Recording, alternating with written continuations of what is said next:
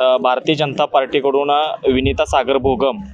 आणि दिन्नेरली पंचायत समितीतून राजश्री सुरेश पाटील यांना उमेदवारी भारतीय जनता पार्टीने दिलेली आहे। भारतीय जनता पार्टीच आता का निवडून दिली पाहिजे, कारण ही दिल्लीमध्ये सरकार आहे, आता हे गल्लीपर्यंत पोहोचलं पाहिजे। या पक्षानं आतापर्यंत जनधन योजना असेल, मुद्रा बँक योजना असेल, उज्ज्वला योजना असेल किंवा लाडकी बहीणसारखी योजना,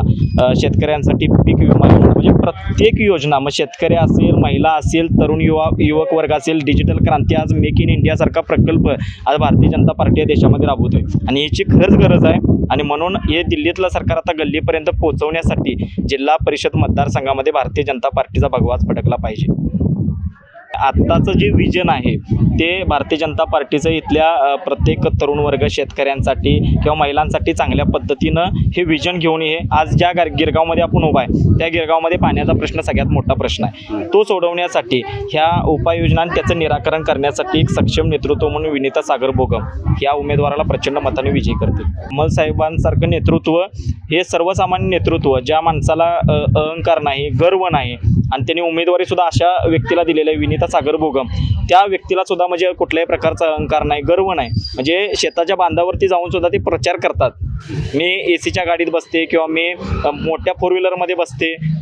असा कुठल्याही प्रकारचा गर्व अहंकार नाही, ते शेताच्या बांधावरती जाऊन सुद्धा आज प्रचार करायला लागले। समाजकारण जर बघितलं तर आज सागर भोगम यांच्यासारखी व्यक्ती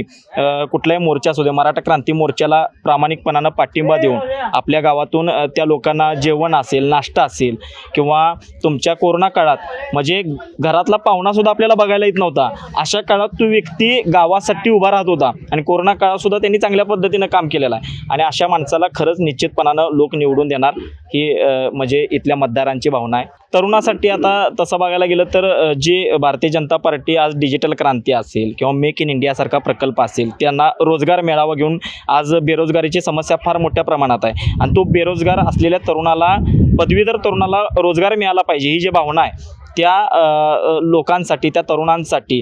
भारतीय जनता पार्टीकडून ज्या योजना आहेत त्या तळागाळात पोहोचवण्यासाठी हे लोक निश्चितपणानं काम करतील। मतदारांना हेच आव्हान करेल की